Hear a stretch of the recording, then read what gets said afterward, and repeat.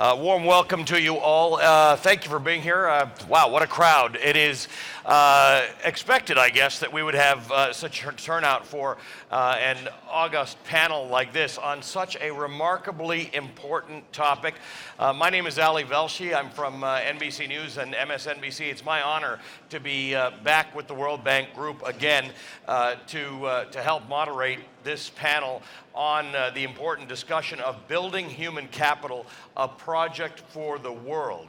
I'm assuming many of you are familiar with the topic. If you haven't, there are great things to read on it, particularly from our panelists who all have particular views on the importance to human development of human capital and of investments in human capital, discussions of soft capital. And I want to spread out our discussion. We don't have a very long discussion this morning, but I want to make sure we understand what it is we're talking about first. What is human capital, why it matters. We're then going to get into discussions about the opportunities for specific interventions into the improvement of human development through the investment in human capital. And then we're going to discuss the next steps, how to prioritize issues, and how to move forward with this discussion. My panelists are from your right, Penny Mordaunt from the Government of UK, who leads the government's efforts on this front, on international development, and the ways in which developed countries have had to look at the deployment of their resources and the support that they can give. The gentleman sitting next to Penny is Bill Gates, a newcomer to some of you, who has strong views on the matter, but in addition to that has devoted his wealth, his resources, and his capital to the improvement of the human condition, really, but by extension, these are investments in human capital. So Bill has some very interesting views on this. And of course, President Jim Kim, who has written a remarkable piece in Foreign Affairs that really outlines this in a way that everybody can understand in terms of understanding the value of investment in human capital for the purpose of human development. So I want to start with you, Jim. Thanks again for having me here. Let's discuss what human capital is. You've been talking about a human capital crisis. I don't think that's something that everybody knows even exists. What is that? Well, thanks for being here, Ali, and I want to thank Bill and Penny for being on the panel and for all of you for coming. You know, I'm a medical doctor, I'm an educator, I've been working in global health and global education for most of my adult life. And, you know, really, the world changed in terms of our ability to respond in global health and education. And I really, you know, for me, it was when the Bill and Melinda Gates Foundation got involved. And they brought everyone's attention to it. They brought resources that we couldn't have imagined. Then we had PEPFAR. You know, President Bush made such an incredible commitment. The global fund, money started to flow. But then what I noticed is that we still had this problem that if the money wasn't flowing or countries couldn't get access to very, very inexpensive loans, they would stop investing in health and education. In other words, it became a very supply-driven system that if you provide either grants or very low-interest loans, we'll invest. But the minute it becomes a little bit more expensive, they were stopping their investment. And part of it was our fault at the World Bank and the international financial institutions. There was a tendency to think of health and education spending as consumptive spending as opposed to investments in productive capacity. That, you know, a road or electricity was a reasonable investment with more market rate loans, but health and education, you know, that was too expensive. And so we needed a change in a pretty fundamental way, the way people thought about investing in health and education. So working with Chris Murray and the Institute for Health Metrics and Evaluation, we started at the World Bank Group looking at, well, what is the correlation between investments in health and education and economic growth? That's the one thing we felt that we could contribute, looking both at growth and at health and education investments. And what really helped is that at the bank, we now really looking at achievement. We're looking at learning and not just years in school. So in the past, Robert Barrow and others looked at the correlation between educational attainment, years spent in school, and economic growth, and found a strong relationship in OECD countries. But if you add what we've been doing on learning adjusted years of schooling, we learned that a year of schooling in Singapore or the Republic of Korea was, if you gave that a ranking of 1, and then you looked at other countries and said, so what does a year of schooling in Yemen or Malawi, what is that compared to a year of schooling in Singapore or Korea? And it was about half. So in other words, not every year of schooling is the same. And when you then add learning adjusted years of schooling to the equation, then the link to economic growth becomes much more powerful. Then if you throw in health, certain indices like childhood stunting and adult survival are very powerful. And we're looking now at other health outcomes that are strongly correlated to economic growth. All of a sudden, you get a very powerful correlation. Looking backward, we found that the difference between the top quartile of human capital improvers and the bottom quartile, the difference in economic growth was 1.25% of GDP per year for 25 years. That's just an astounding insight. And so for me, the question was, how do we bring this to the attention of everybody? We said for years, oh my gosh, we talked to the ministers of education and health. If we could just get to the ministers of finance, everything would be better. Well, the ministers of finance and heads of state, we understood that it wasn't just publishing papers. It wasn't just advocating for health and education.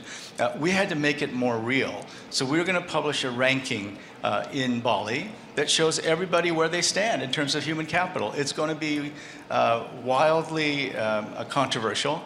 But those of you who know me and my work in global health, that's not new for me.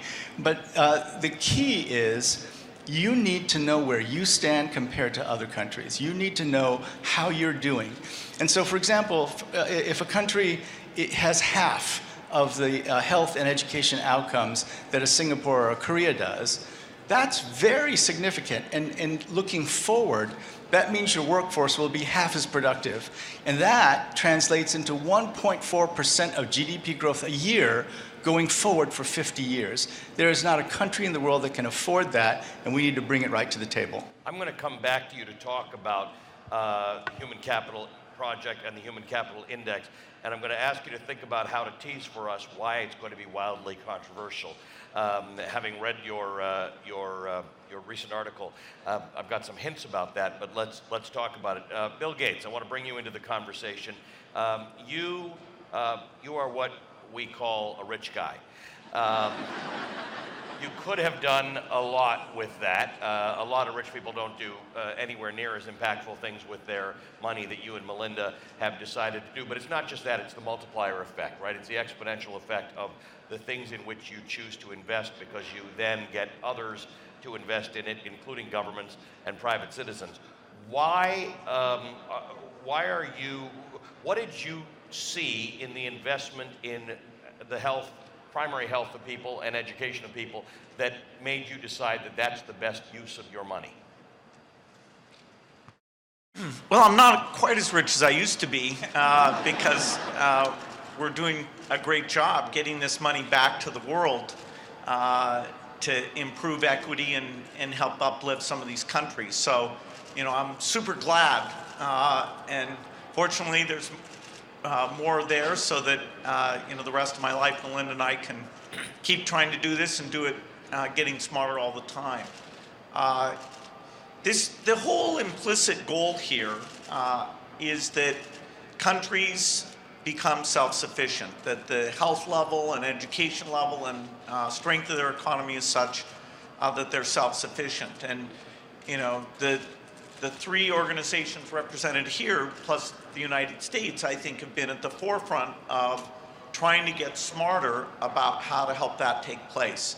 If you go back before 2000, a lot of the lack of impact came because aid was trying to serve too many purposes. It was sort of Cold War friendship, as well as humanitarian, as well as ongoing development. Since it's been more clear that we're really trying to uplift these countries since the year 2000, a lot's been learned. As Jim said, a lot of money's come into health, some additional money into education. Those are two very key sectors because as you improve health, your population growth will go down as people choose to have less kids. Therefore, you'll have a bulge, a so-called demographic dividend, if the health and education of that generation has been invested in properly. And so that's why I'm such a fan of this human capital index that the bank is going to put forward. Once somebody sees that index, then they can say, okay, are there exemplars? Are there countries that have done well? And fortunately, we have lots of examples. China, in terms of scale, is pretty incredible, but Vietnam, Indonesia, Sri Lanka, by many of these things. In Africa, less examples, but Ethiopia, Rwanda, doing a lot of the right things. And so, I think all of our organizations want to do things where once you decide to invest in education, this latest World Development Report talks about what approaches have worked. The Primary Healthcare Performance Index that is a partnership we have with World Bank and WHO outlines how you get the personnel system, supply chain, who's doing that well and what that system needs to look like. And so we want people to graduate up into this middle income status. There's a book that just came out a few weeks ago by Hans Rosling, who is a global health specialist from Sweden, called Factfulness. And I highly recommend it because it reminds us that the effort to help develop countries has gone extremely well. We like to focus on our failures. I like to go to northern Nigeria and see the primary healthcare system and think, gosh, there's still work to be done here. But at least a little bit, we ought to look at the fact that the development community has had success, and we can learn from those positive outliers how, say between now and 2030, that we can do even better. You were just in northern Nigeria in March where you delivered a speech that speaks to a lot of this. Hans? Rosling. R-O-S-L-I-N-G. Okay, good. I just want to let you all know, by the way, we're broadcasting this, we're streaming this around the world on WB Live. For any of you who want to tweet that out, we've got translation into Spanish, French, and Arabic, and we're using a hashtag. It just reminded me because Bill Gates talked about his decision to invest in people. Well, that's exactly the hashtag invest in people. So what you can do is you can do one of these, like a selfie. Guys, everybody look over here, smile, yeah? And then you tweet it out with invest in people. But let's get this message out there because we want people to understand why this is important. And I will say, having read into this more recently than all of you have, it occurred to me that some of the things that you have all learned over the years are very relevant to us in developing countries on two levels. In developed countries on two levels. One is in determining, Secretary, the decisions we make about how to deploy resources. But as Dr. Kim says, we may all learn that we have some lessons to learn in our own investment in human capital in our own countries. But what has changed for countries like the United Kingdom that have long been involved in development work and providing money and providing resources and providing skills exchange and intelligence? How does this all change the way we think about it, and should it? Well, the United Kingdom is one of a few nations that has committed to spend 0.7% of GNI on international development. We think this is very important. And we've actually passed a law. We've enshrined that in law. But it's not the law that protects that. It's the goodwill of the British public and their generosity, and them letting us do that with their taxes. So as the Secretary of State, I feel a huge responsibility to demonstrate that I'm spending that money not just well. There are many worthy things we could spend the money on. But we're showing that we could not spend that money better.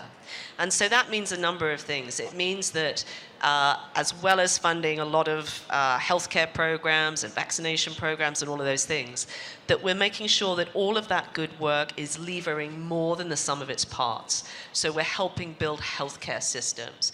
It means that as well as spending money on education, it's not just about the number of kids and the number of girls in particular who are in school. It's about the learning outcomes, how well they're doing, how equipped they are to be able to contribute to their society and the building of their nations.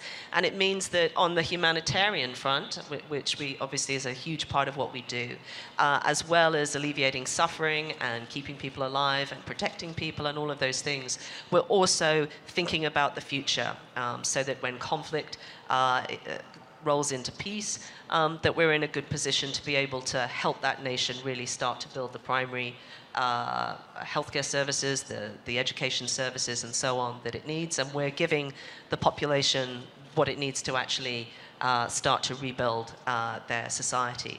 So getting that focus on spending the money as well as it possibly could be spent, as opposed to just spending it well, is really important. And we're incredibly excited about the initiative that the bank and Jim are taking, because it really does help us do that in a very profound way.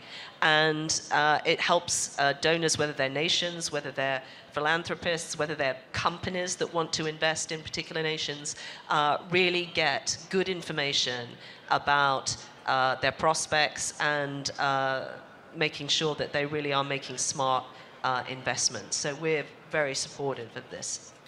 Jim, what are we going to learn when we see the Human Capital Index? And you teased that there might be some controversy. Well, you know, all rankings are controversial because, you know, it's about the identity of a particular nation state. And I think the most controversial part of it is when countries see themselves ranked below other countries that they've always felt superior to. Right? And this is going to cause a lot of discussion. The reason we do the ranking, again, is that we have found with our doing business ranking that, you know, the doing business ranking has evolved over time. We've improved it. You know, it's not like a controlled clinical trial. It's not, you know, as precise as that. And even so, what's happened is that there have been close to 4,000 reforms that have been made as a result of the Doing Business Index. And so you do see, and the index is very specific, how can we make it easier for small and medium enterprises to get started in a developing country? And that has led to tremendous interest. And so it just struck me that we need to have that kind of attention. Now, the ways in which it will get even more controversial is we think that this should affect sovereign bond ratings. So I've already been talking with the ratings agencies and saying, look, this is a real indication of potential economic growth. And so don't you have to take this into account when you do sovereign bond ratings? And so if countries all of a sudden see their borrowing costs go up, that will catch the attention of ministers of finance. And look, we're not trying to do this in a punitive way, because on the back of it, we're going to offer all kinds of ways to help countries get better. We're already, you know, at these meetings, we're talking with many different countries to say, when that ranking comes out, at the same time, you should announce an aggressive plan to improve outcomes in both health and education. And we found tremendous interest among our client countries in doing that. And so the controversy is that you know, if a country that's always felt superior to another finds itself ranked below, it'll cause social upheaval, right? But we haven't had social upheaval in the past around health and education as much as we need. And the other reason we're doing this is that, you know, I've had so many conversations during this week about technology and its impact on work. Look, nobody knows exactly what the future of work is going to look like, but almost certainly greater and greater degrees of digital competency, being able to learn throughout your whole life. This is not, you know, it's not going to happen if children are stunted, and it's not going to happen if school systems are as bad as they are today in some countries. And so, you know, I feel a sense of enormous urgency, because here are our client countries, our partners, who are walking into the future with 30, 35, sometimes 40% childhood stunting. We know what happens when children are stunted. And then these children who are stunted then go into educational systems where they're receiving the equivalent of half or less of a year of schooling in Singapore or Korea. I can tell you that that is not going to prepare them for the digital economy of the future. And because paths to economic development, traditional paths, agriculture, then light manufacturing, heavy industry, because that's closing off with technology and the reshoring of industries that are becoming, many of them because of robotics, artificial intelligence, becoming more capital intensive, more technology intensive. The one thing we know for sure will be valuable is if they invest in their people. And still, that sensibility doesn't exist, frankly, for most of the world. So, Bill, we've thought about success in these rankings, generally speaking, in broadly economic terms like GDP, GDP per capita, or GDP growth. But I noted from your speech in Nigeria last month that you were drawing out statistics that underpin the idea that those three things, those traditional measures and others, don't necessarily correlate to increases in human capital or measurements of human capital, and that countries have to understand that unless you do certain things, in your particular case, in primary health care or in education, you can continue to grow your GDP and your GDP per capita, and you're still not necessarily addressing some of the biggest problems that you've got. Well, yeah, the real question is the time frame that you look at. In the short run, you can take that investment in the next generation and either mismanage it or underfund it, and it won't show up as an economic measure. And that's partly why it's worth the trouble to add something new here. The point we're making, though, is that it does correlate over the 10, 20-year time frame with a country being able to grow its economy, be self-sufficient, and just from a pure moral point of view, having the people be literate and having enough to eat and both physically and mentally achieving their potential. You know, that goes back to what this is all about. Even the economic figures are just a means to an end of human empowerment. For the health sector, I'd say that the thing we're best able to measure is deaths, and now, particularly with the work we do with the International Health Metrics and Evaluation, even cause of death.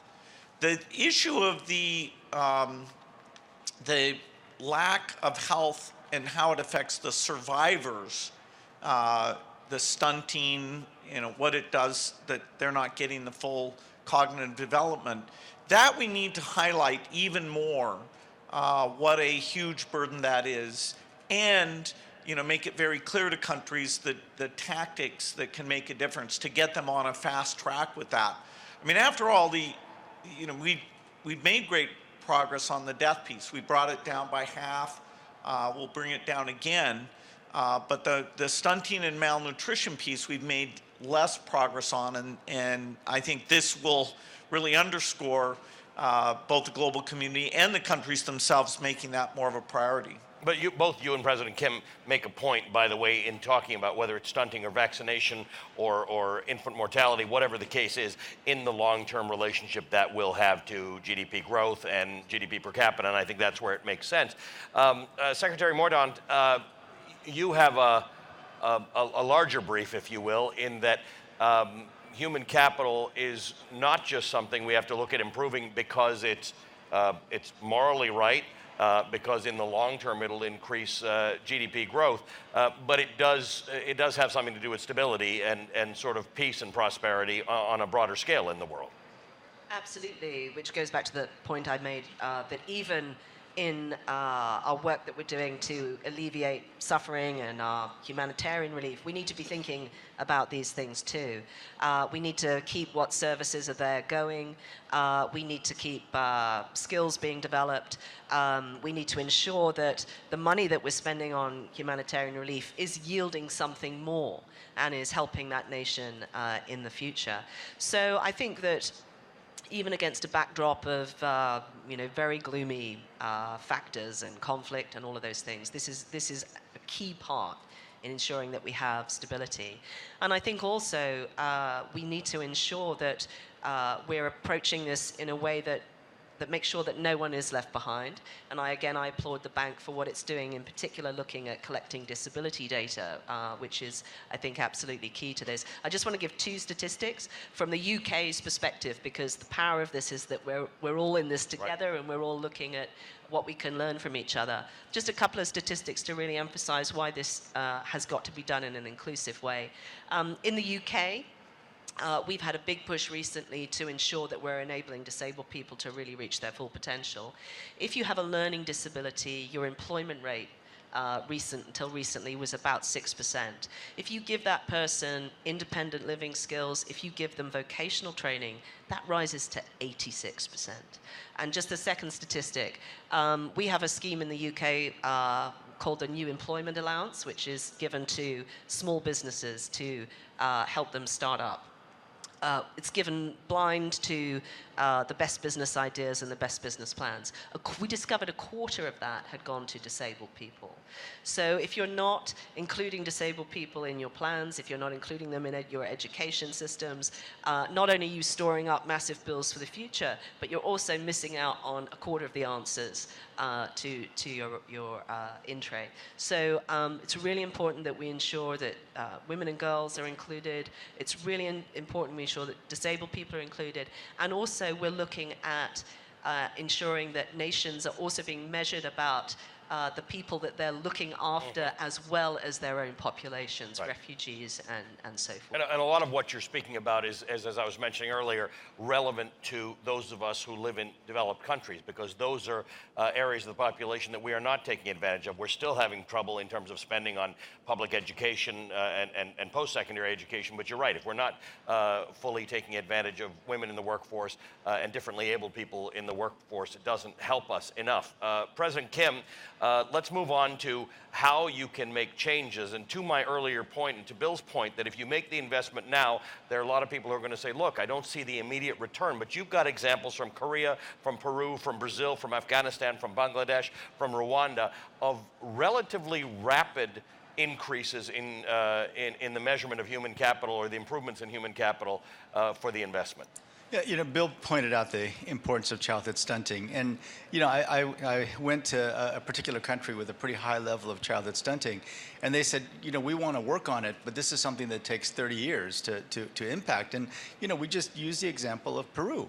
Peru, for years, had been at 28 to 30%. I worked in Peru for many years when it was at that level. There were lots of efforts, but with World Bank financing and a whole of government effort, it went from 28 to 14% in about 7 years. So it halved in a very short period of time. In Senegal, it's taken longer, but they've also halved their childhood stunting rate. And so we know it's possible. And as a person who's worked on community-based interventions, it makes no sense to me that the rates stay high for such a long time.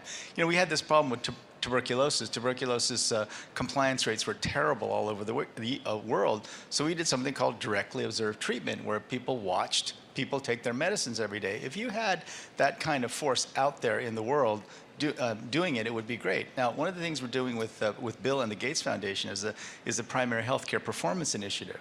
We have pretty good ideas about what it would take to improve the health of a population, and measuring it, and then showing that this is in fact linked to economic growth, which is the point of this whole exercise, would be great. But there's great, Bolsa Familia and the conditional cash transfer programs in Brazil and Mexico had a huge impact, not only in the outcomes for outcomes for children and outcomes from families, but it actually was an economic stimulus, a local economic stimulus. There are so many good things about it, and there is so much ideology against giving cash directly to poor people that we studied it and studied it and studied it, and now we know, okay, this is a good thing. We're doing it everywhere. So there are ways to do it.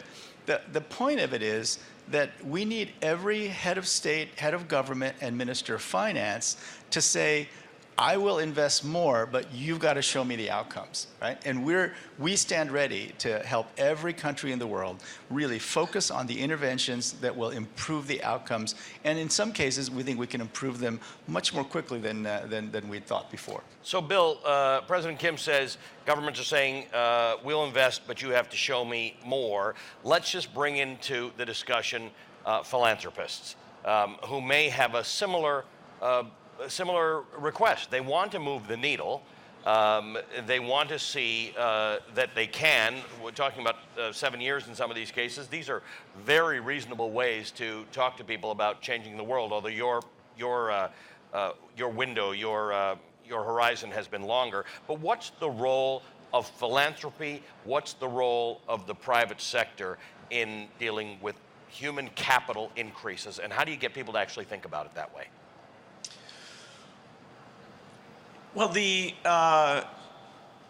philanthropic sector has one disadvantage, which, it's not that large. Even in the U.S., where it's the largest, it's about 2%. If you look at it as aid flows, it might be 5%. But the advantage that it has is it's more willing to do pilot programs, more willing to take risk. Ideally, it comes with a private sector, let's measure everything mindset, that, if something's not working, you're willing to move off of that. Ideally, it comes in with an ability to bring talent into some of these issues that wouldn't otherwise come in. If you go to the great hits of world development, one of them would be the Green Revolution, and that was the Ford and Rockefeller Foundations funding global public good, which was much, much better seeds. It turns out we've lost focus on that. The world needs to go back and invest in those CG centers to get a new generation of seeds that bring that kind of productivity to Africa, and also bring the kind of heat tolerance and drought tolerance that we'll need in the face of climate change, where we have such ambitious goals for Africa to feed itself even as its population is doubling and then doubling again. So philanthropy connects better to the private sector sometimes. Corporate philanthropy, where you ask the pharmaceutical companies to bring their expertise in, you ask the mobile phone companies to help with things like financial services, you ask the food companies to go and get engaged with the smallholders. If you think of it sector by sector, then it actually does get pretty dramatic, because you're bringing in the new science and innovation, coupling that with these government-to-government relationships that are very important, that have been built up through these aid relationships over several decades, and coordinating those things. So, I'm super glad philanthropy's in this space because it'll up the level of innovation. And I'm super happy that the governments, our relationship with DFID, USAID is fantastic, where we each bring a slightly different perspective. But then on, something like polio eradication, we come up with a fully integrated plan. And that's one where, with any luck, the very last cases of polio will be in 2018, and by 2019, we'll have no more cases. And that really was philanthropy plus donors, each doing a fantastic job. Secretary Mordaunt, let me ask you this then. When you're in government and you're trying to make decisions about the deployment of resources to solve problems, as President Kim pointed out, the tendency is always to like those problems that are hard, that have very definite ends, that are very, very measurable. And one of the cases that he makes in his recent article is that until we can measure these softer matters, measure them accurately when it comes to human capital, it's still going to be hard to attract the commitments that are needed to shift your types of resources into solving softer problems that aren't as easy to measure. I think that's right, and actually, that we need good data to make good judgments, which is why I'm really pleased at some of the initiatives that the bank is committed to. I also think we have to look at the other things that are necessary for this to work really well. DFID, my department, is doing a number of new initiatives, one of which is we've got a new unit supporting nations to have good public finances and to collect tax well. So there are some very dry issues that don't make good headlines, particularly compared to the stuff we do on health and education, but actually are really fundamental to us enabling nations to do this. We have to do things in a much more joined up way. And again, organizations like my department, which do a huge array of things, can be really fantastic catalysts to that. We also have to enable smaller providers to be able to do this. They're more likely, actually, to be able to reach the poorest people, the people who are hidden, that aren't on our databases. They're hidden from view. And the Gates Foundation and DFID have been working in a number of places to really ensure that we're doing that really well.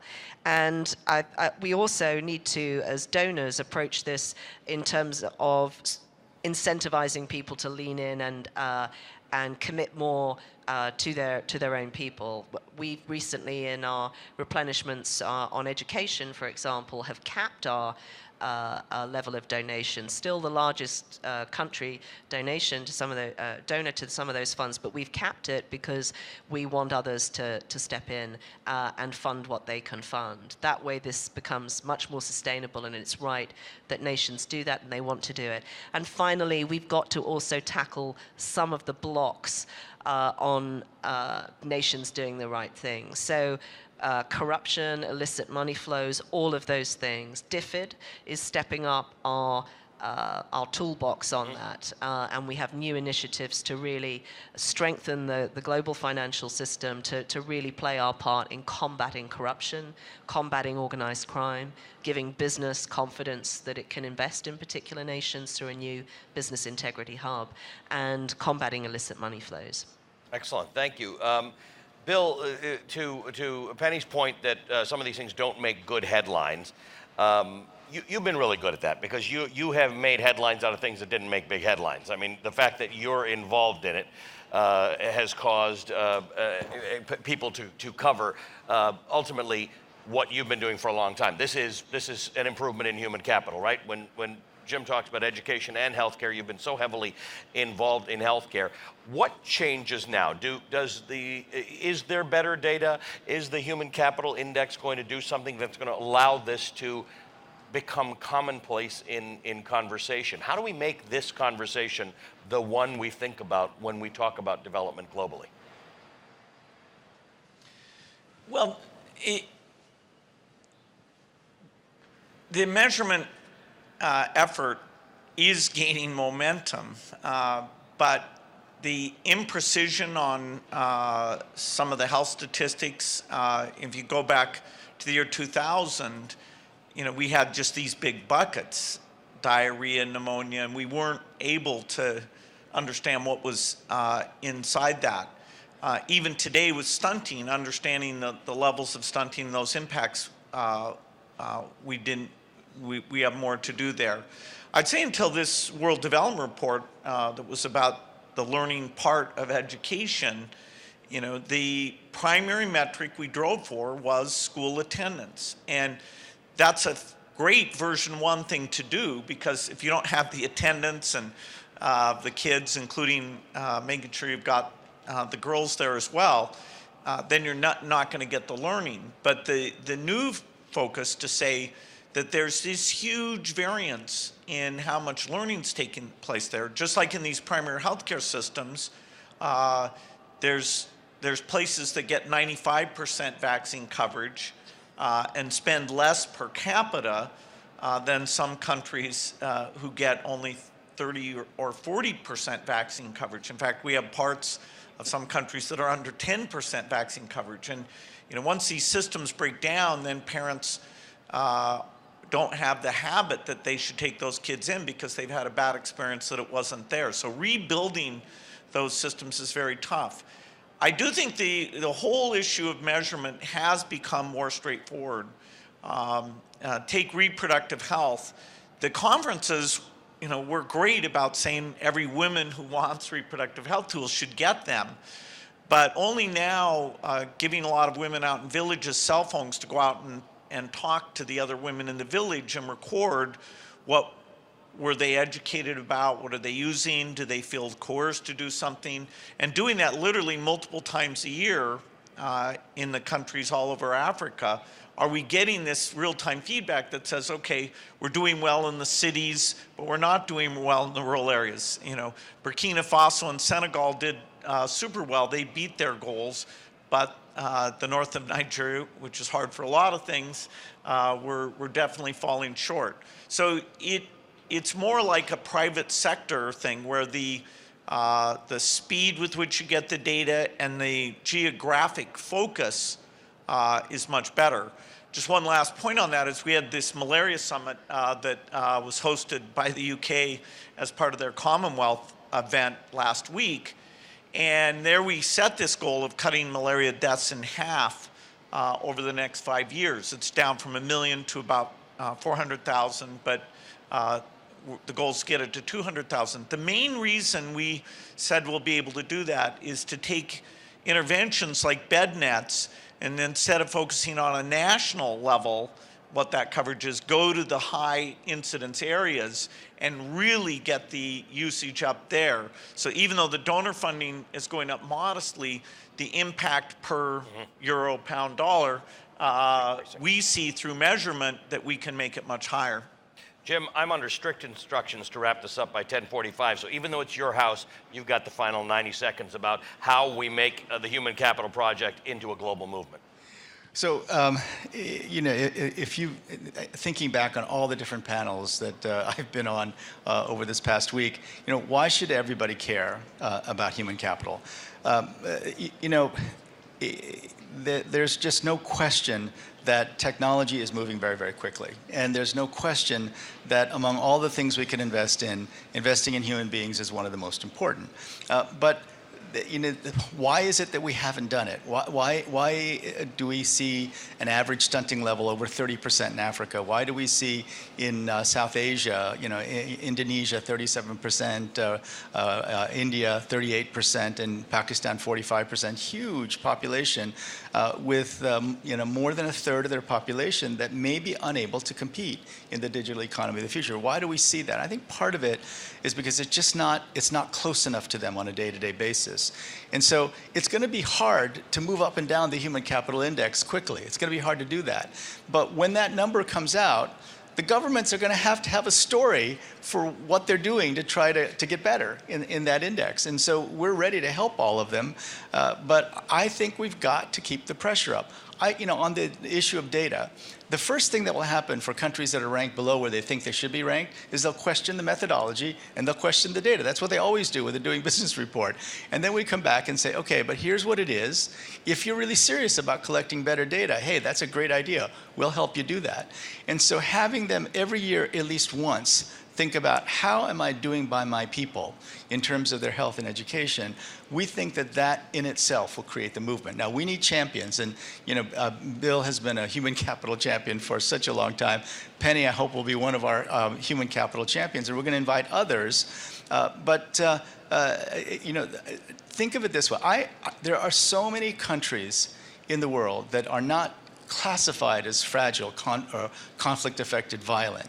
But I see so many countries that are on the verge of going down that path, and what will happen is as people get access to broadband, they can see on their smartphones how everybody else in the world lives. So you're going to see a rise in aspirations. Middle-class aspirations are going to probably be spread throughout the world for just about everybody because they're going to see how everybody else lives.